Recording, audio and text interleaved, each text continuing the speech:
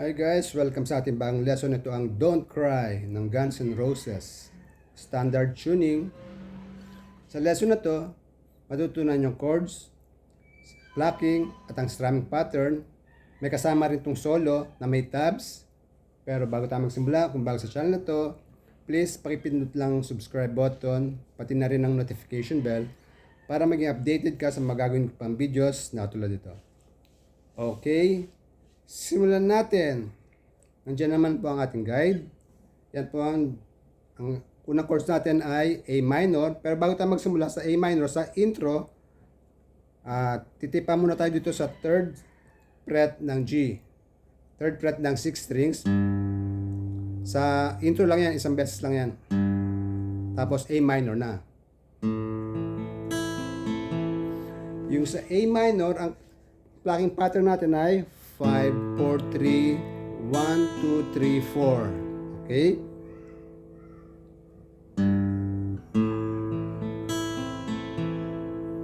Sa D minor, 4, 3, 2, 1, 2, 3, 4. So, pababa, pataas. Sa G, 6, 4, 3, 1, 2, 3, 4. Tapos sa C, bababa lang natin yan. 5, 4, 3. Tapos G over B. So, linigay lang natin yung sa 5th strings, 2nd fret. Tapos 5, 4, 3 din. Tapos 3, 2. Sa 5th strings. 5th strings ng 3, 2. Tapos balik sa A minor na ulit, sa open A. Okay? Ulit.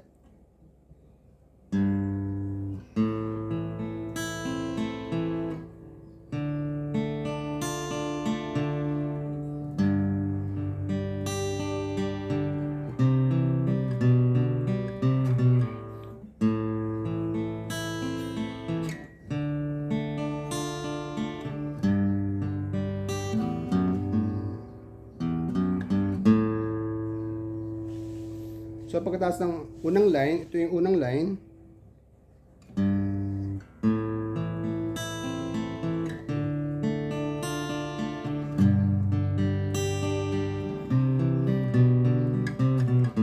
Ito na yung pangalawang line.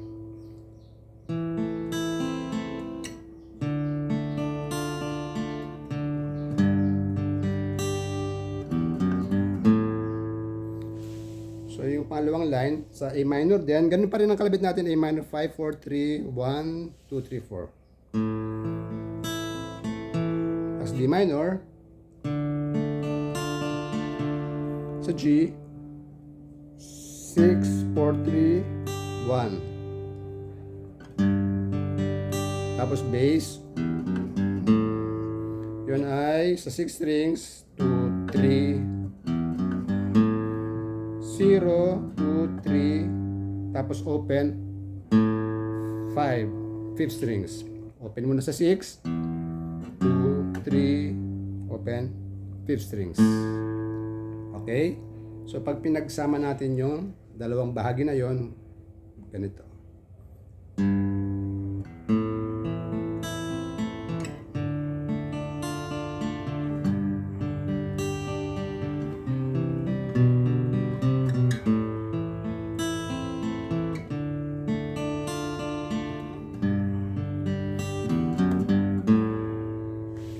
So sa intro lang naman yon, no?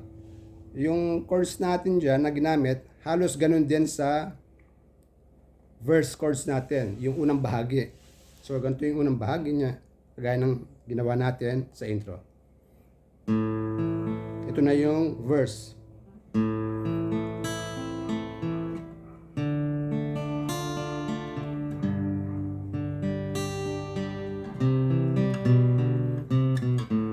Yun ang verse natin. 4 times na gagawin yon. So, ganun lang. Ganun pa rin ang strumming pattern niya hanggang sa pumunta ng chorus. Okay?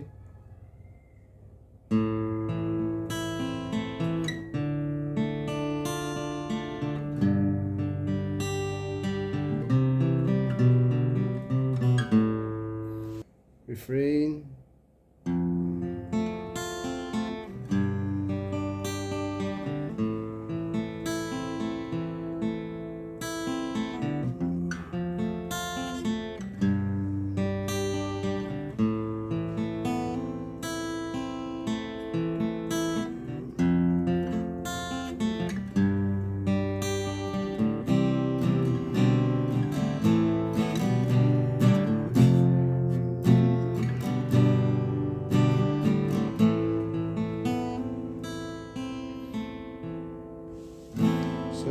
refrain natin nagsimula sa F, bass, first fret ng 6.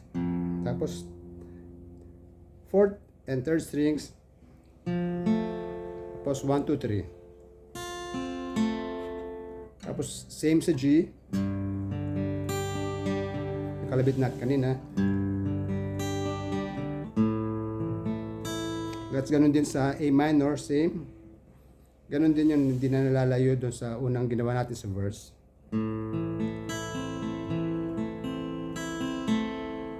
Ulit.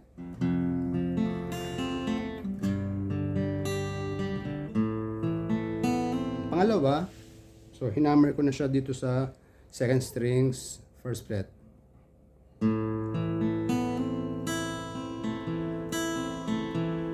Pangatlo, ganun pa rin. Tapos, medyo strum na. C, B flat up, A minor, and G, F.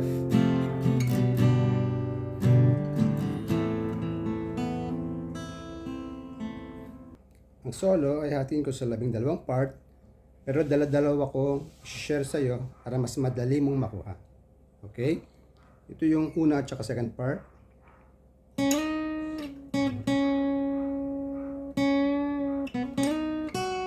First part, second part. Okay? So, sumula tayo sa third strings.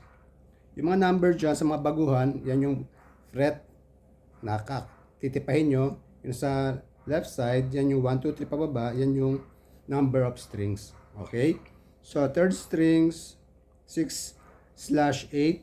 Ibig sabihin, 6 slide to 8. Tapos, 6, 4. Pull-ups, plus 6, tapos 6 ulit yung B, bend, plus 4, 6, slide ulit hanggang 8, tapos 7 sa second strings. Okay?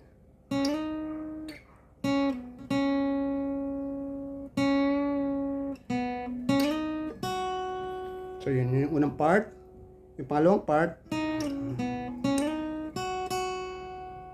yun ay simula sa 8, slide, pabalik sa 6. Tapos 4, 6, slide, paakyat ulit ng 8. So yun lang naman yung mga dinaanan niya, di ba? Kagaya sa unang part. So pag pinagsama natin yung dalawa,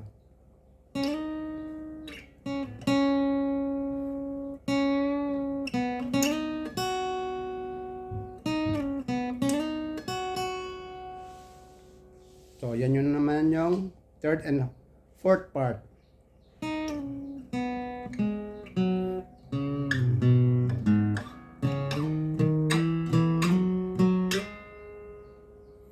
So, sa third part muna tayo. From 8th fret, slide hanggang 6, tas 4. Third strings pa rin yan. Tapos 6, 4, 4 strings. Sa 5th strings, bend, tapos second, tapos fourth sa 6 strings. Bale,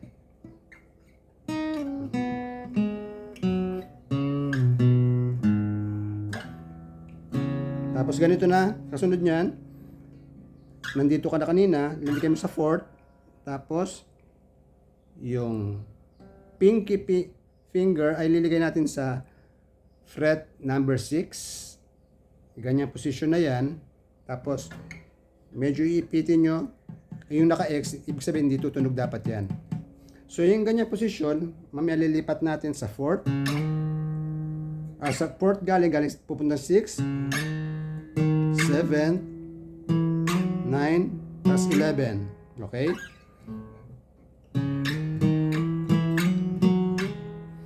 So, pag ginawa natin,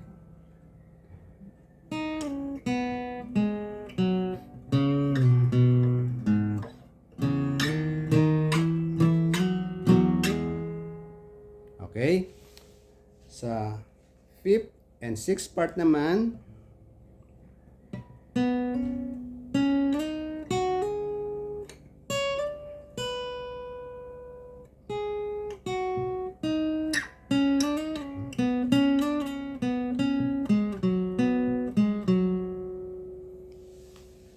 nagsimula tayo sa 4th strings, 9, hammer, 11.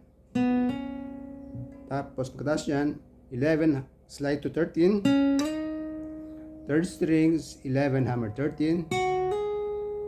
Tapos from 2nd strings, 14th fret, slide hanggang 16.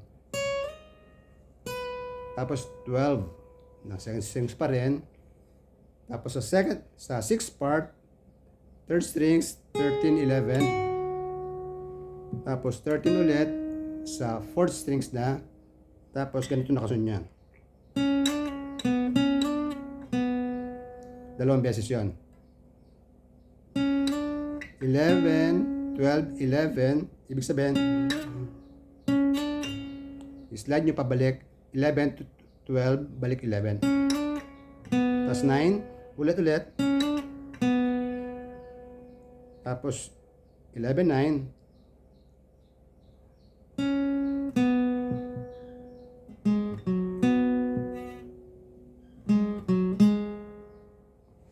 Ulit.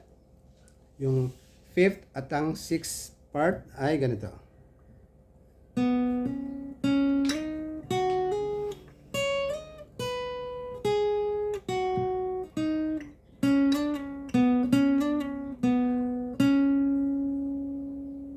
Okay, kuha. Yung huli ito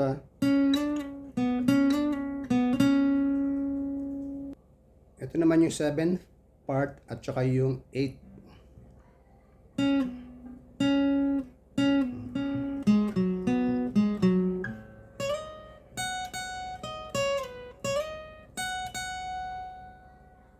Okay, balikan to.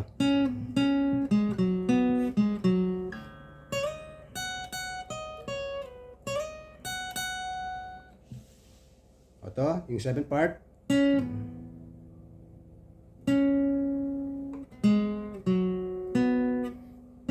Bali, 11, 9. Tapos, 11 sa 5th strings. Tapos 9 sa 5th, at saka sa 4th. Tapos 11, 9, 11 sa 5th strings.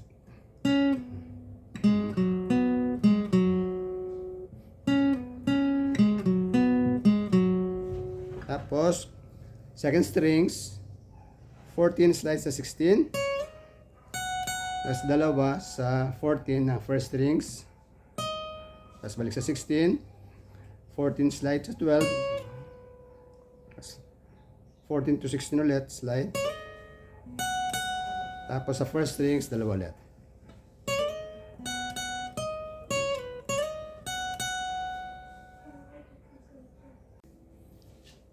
Sa 9 and 10 part ay ganito.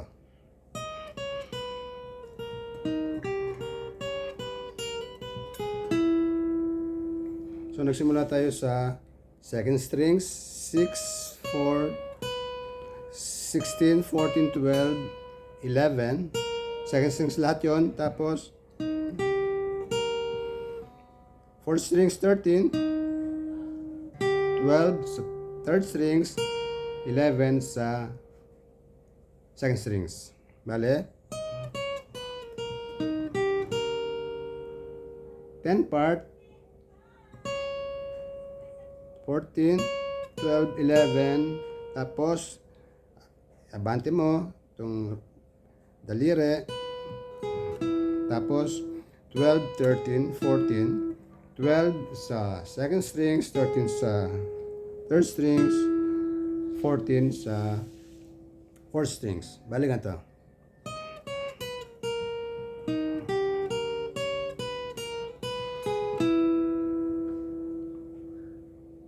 Sa 11 part at saka 12 ay ganito. Tapos na rin.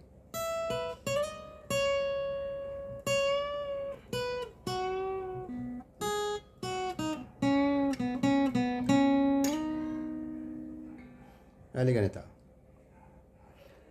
Na ipitin nyo na yung 1st and 2nd strings. Tapos 14 slide 16. Tapos 14 ulit. Yan yung 11. Tapos yung 14, bend. Tapos 12. Sa puro second strings yun ha. Tapos 7. Tapos 4th sa first strings. Tapos 7, 4.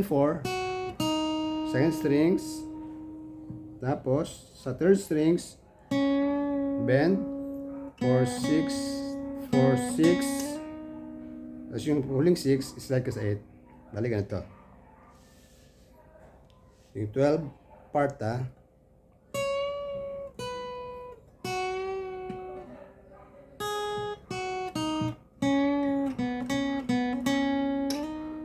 So, bali ganun ang tunog niya. So, pag pinagsama natin yung 12, ganito. Ito, mabagal lang ha. Mip.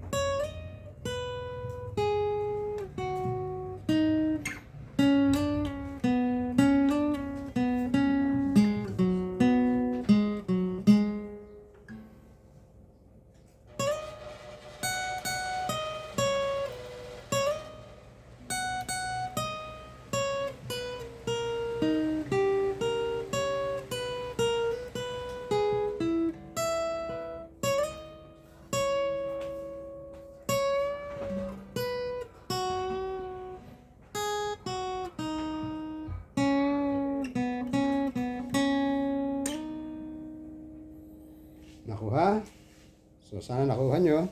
Pagkatapos ng solo na yon, may third verse pa yan. Tapos, chorus, refrain na yun na pa-fade na siya. Ito yung bandang, yung fade na chorus niya.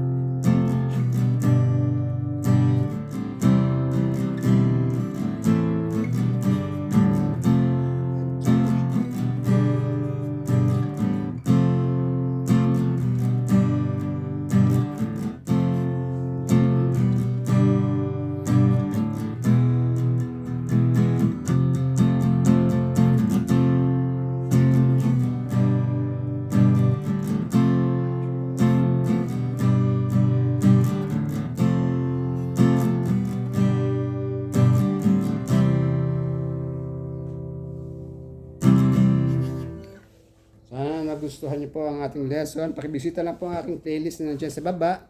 Maraming salamat po. Hanggang sa muli. Paalam.